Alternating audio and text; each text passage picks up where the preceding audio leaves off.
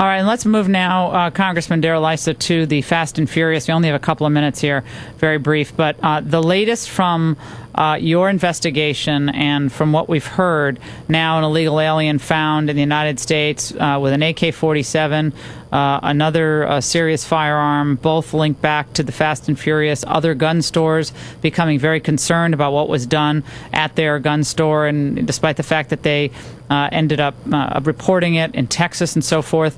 What do you still need to get from this administration so we can understand who ultimately was the person to give the order, to give the okay for this number of guns to cross our border illegally under our noses?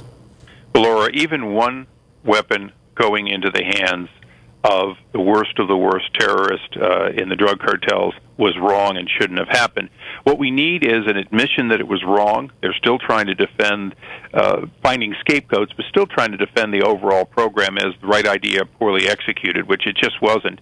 And then we need an assurance it won't happen again. Right now, Eric Holder wants to take credit for, in 2009, going to Mexico City and making a speech about what he was going to do, which looked a lot like this program, and then he wants us to believe he didn't know about it, and on top of that, he doesn't want to admit that it was felony stupid beyond, this thing is dumber than Iran-Contra, and as a Republican, I hate to say that, but this was so dumb that there was no chance of it ever yielding the kind of solutions that they claimed it would.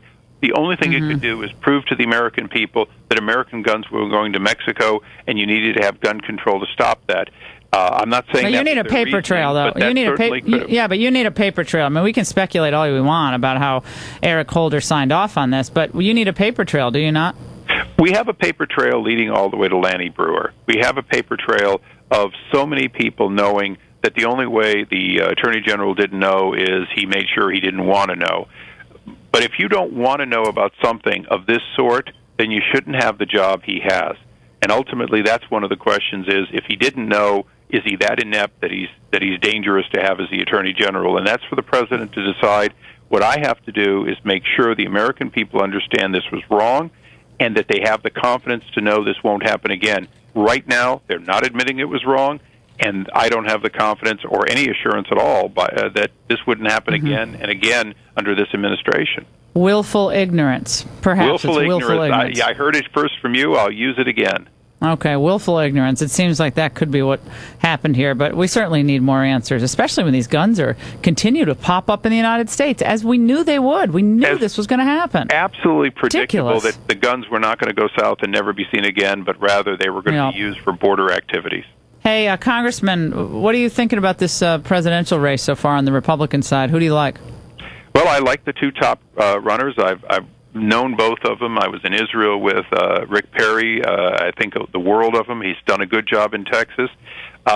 Mitt Romney is practically a hometown favorite in San Diego. As you well know, he has got that big house there. That house is getting a lot bigger by the minute. I understand. He created more jobs with that home expansion in La Jolla than Obama did with the whole stimulus bill. That's what I think he should say. He should just make a joke about it. Well, representing San Diego, I have to tell you that when he gets done making that house 11,000 feet, it still won't be the most expensive one on the block by far. Oh no, yeah, it's pretty nice there. I got to get out and see you out there. I spent in the 80s and the 90s. I spent so much time in Rancho Santa Fe, Del Mar, and La Jolla. All my friends, the Steel kids, and John Steele, Dr. Steele. I got to stop in and see you when I'm there next time, Congressman. Under redistricting, that's all my new districts. So come on, please, okay. I'm trading in areas I love for Rancho Santa Fe, but I am keeping the Marines at Camp Pendleton. Okay, so it'll keep me appropriately humble. Okay, so Michael Steele, Bruce Steele, John Steele, all my friends out there. You got this is good news. All right, we're going to take a break. Congressman Darrell Issa, thanks for joining us.